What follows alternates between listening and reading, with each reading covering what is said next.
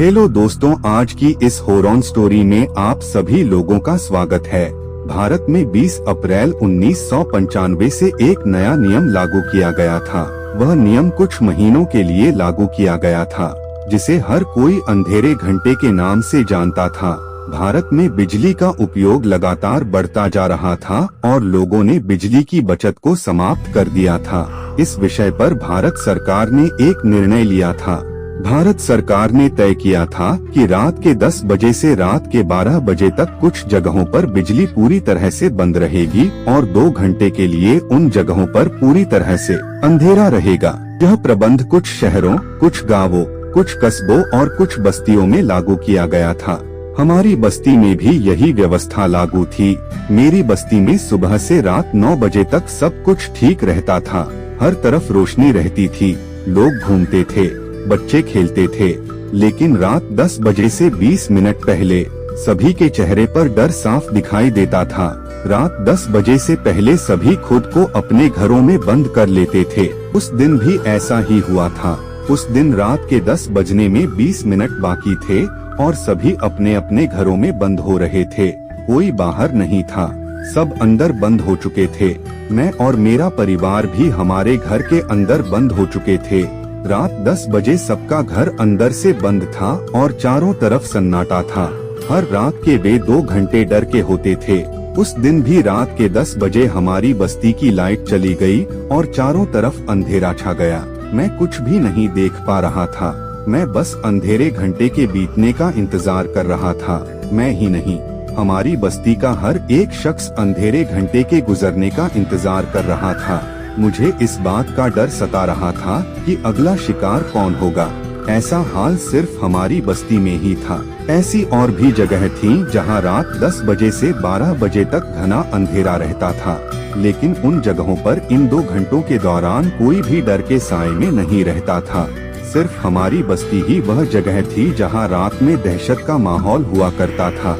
हमारी बस्ती को सभी लोग अंधेरी बस्ती कहकर बुलाते थे, क्योंकि हमारी बस्ती से हर रात कोई न कोई गायब हो जाता था। इस बार कौन लापता होगा यह तो सबको सुबह ही पता चलता था।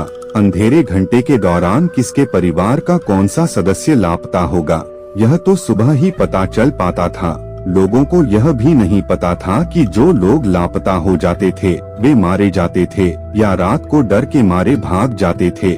उन लोगों के साथ क्या हुआ यह एक रहस्य हुआ करता था।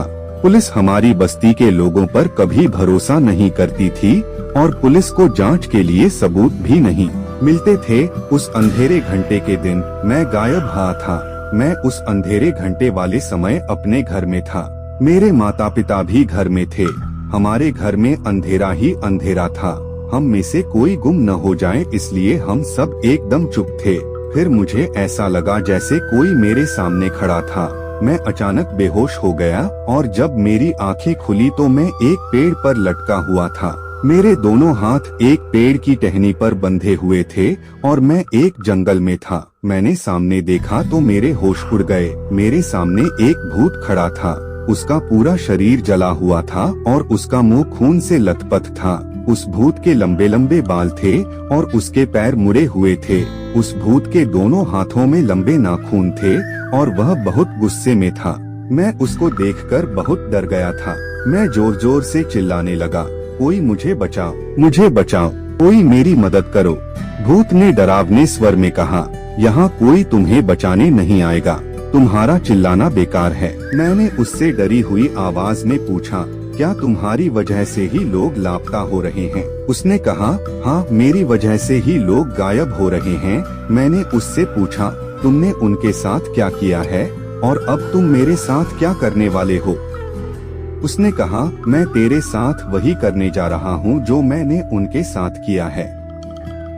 मैंने उससे पूछा, मुझे बताओ कि तुमने उन सभी के साथ क्या किया? उसने कहा, मैंने उन सभी को मार डाला और उनके शवों को इस जंगल के कुएं में फेंक दिया। तुम सब पागलों की तरह उन लोगों को ढूंढते रहे, लेकिन तुम सब इस जंगल में कभी नहीं आए और तुम लोगों ने कभी भी इस कुएं में नहीं देखा।